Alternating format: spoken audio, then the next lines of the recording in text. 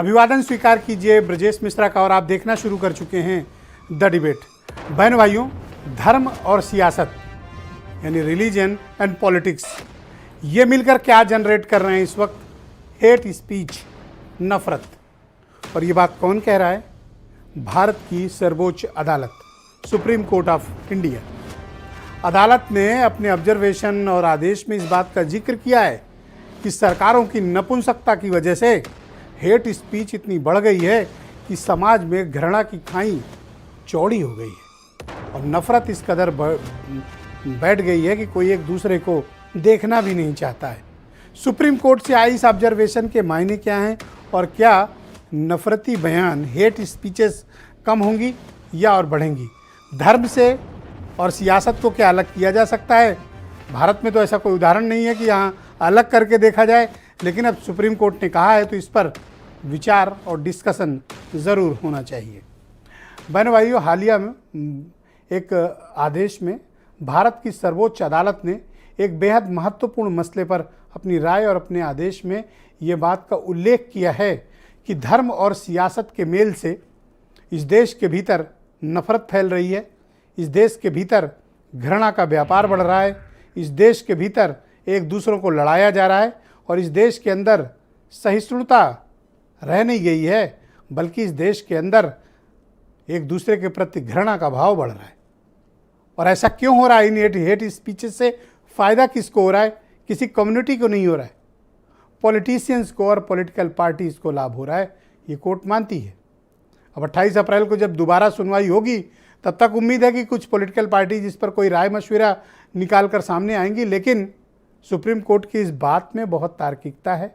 तथ्य हैं कि इन दिनों पिछले कई वर्षों से हेट स्पीचेस बड़ी तादाद में बढ़ी हैं, जहां एक दूसरे के प्रति, एक दूसरे के धार्मिकता के प्रति, एक दूसरे के बिलीफ के प्रति, एक दूसरे की आस्था के प्रति जो घृणा का भाव है ये बहुत विकराल रूप लेता जा रहा है।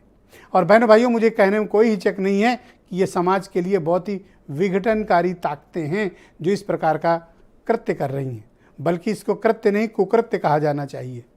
और सुप्रीम कोर्ट के ऑब्जर्वेशन से ये बात प्रमाणित भी होती है।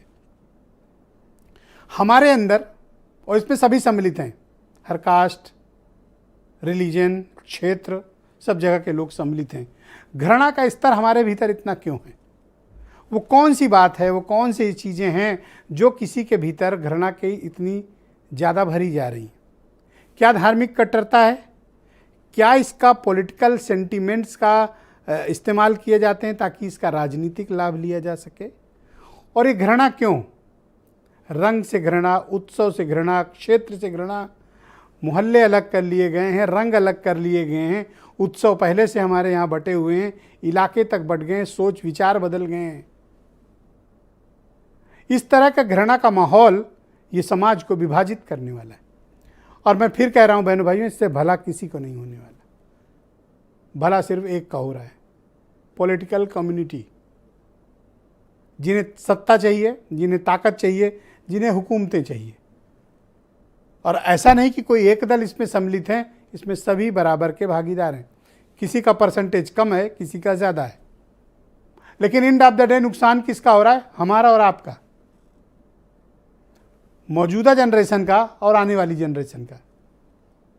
समाज में इतनी घृणा जब होती है तो कई बार ऐसा होता है कि बड़े विस्फोटक रूप अख्तियार कर लेती है, और वो विस्फोटक रूप कई बार हिंसा के जरिए परिलक्षित होता है। एक दूसरे का खून बहाने का वक्त नहीं है, ये एक दूसरे के प्रति घृणा का वक्त नहीं है। हम 21वीं सदी में हैं, दुनिया चांद पर पहुंच गई है, हम भी चांद पर अपने यान भेज चुके हैं। दुनिया तरक्की के नए आयाम गढ़ रही है और हम आज भी जातिगत और धार्मिक घृणा और भेदभाव का शिकार हैं। दुनिया तरक्की के जब नए आयाम तय कर रही है, हम लगातार नीचे जा रहे हैं सामाजिक बर्ताव में। और ऐसा क्यों हो रहा है? ये हमें विचार करने की ज़रूरत है कि हमारे अंदर घृणा इतनी आ क्यों गई है। एक दूसरे के प्रति हमें जरा सा भी अब सोच विचार में भी हमें परिवर्तन हम महसूस नहीं करना चाहते हैं, एक दूसरे को टॉलरेट करना नहीं चाहते हैं। हमारे बिलीफ इतने बदल क्यों रहे हैं? हम मतलब सोसाइटी, इसमें सभी सम्मिलित हैं। हमारा व्यवहार क्यों बदल रहा है? और सुप्रीम कोर्ट ने यही बात बहनों भाइयों पकड़ी है। सुप्रीम कोर्ट ने जो कहा है वो हमारे समाज के भीतर चल रहा है। ऐसा नहीं कि सुप्रीम कोर्ट ने कोई खास ऑब्जर्वेशन में किसी खास केस के लिए ये बात कही है। सुप्रीम कोर्ट ने ये बात भारत के सामाजिक परिवेश के मद्देनजर ये बात रखी है कि एक देश के रूप में हम कहाँ जा रहे हैं, एक समाज के रूप में हम कहाँ जा रहे हैं, एक यंग जनरेशन, एक नेक्स्ट जनरेशन के तौर पर हम किधर जा रहे हैं। क्या हम अग्रगामी हैं या फिर हम पीछे जा रहे हैं? एक सोसाइटी के तौर पर हमको अपनी कम्युनिटी, अपने देश, अपने लोगों की तरक्की के रास्ते तलाशने हैं या फिर हमें नफ़रतों का बाजार खोल कर रखना है? और मैं फिर कह रहा हूँ, नफ़रत से फ़ायदा किसको है? वो केवल नेता को और उसकी पार्टी को। क्यों? क्योंकि उसको हुकूमत करनी है। आपके अंदर घृणा भर के वो अपनी हुकूमत चाहते हैं और आप अपने अंदर उस घृणा के जरिए उनको ताकतवर बना रहे हैं, और इसमें सभी सम्मिलित हैं। ये दौर तरक्की का है। ये दौर आर्थिक रूप से एक देश के बेहद मजबूत होकर आगे बढ़ने का है। 140 करोड़ का देश है बहनों भाइयों। जिस दिन हम तरक्की और आर्थिक प्रगति के नए आयाम, साइंस टेक्नोलॉजी में हम आगे बढ़ेंगे, आने वाला वक्त हिंदुस्तान का है, आने वाला वक्त भारत का है, हमारी नई पीढ़ी का है।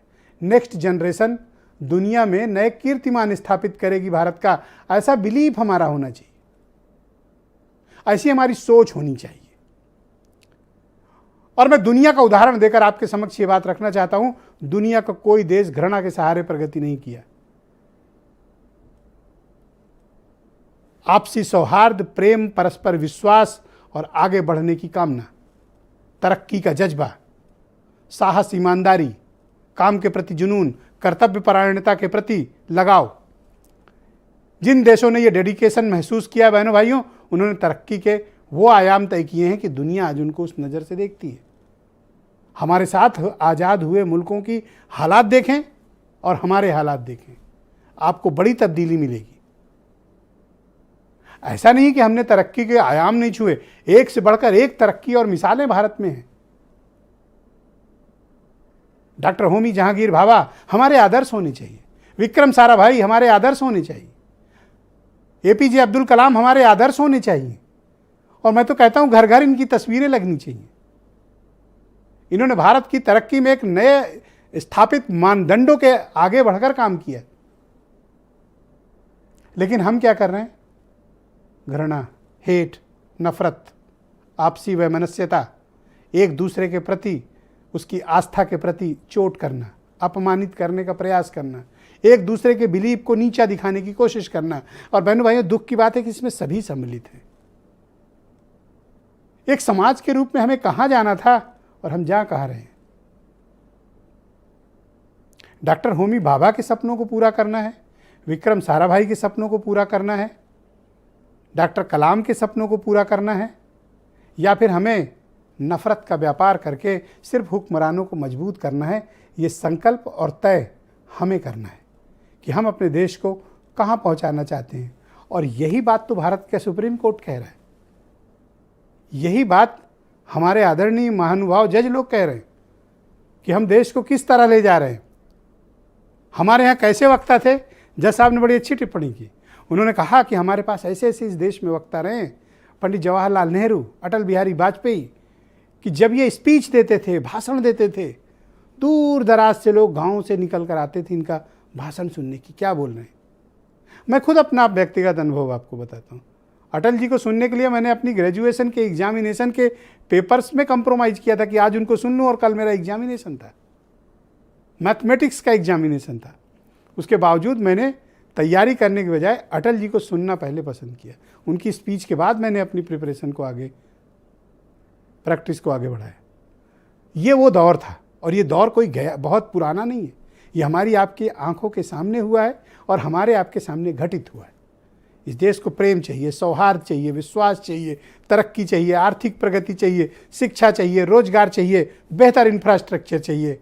इस देश को सिर्फ एक चीज़ है जो बिल्कुल नहीं चाहिए, नफरत बिल्कुल नहीं चाहिए। तो बहनों भाइयों, आज की परिचर्चा हमारी इसी विषय पर आधारित।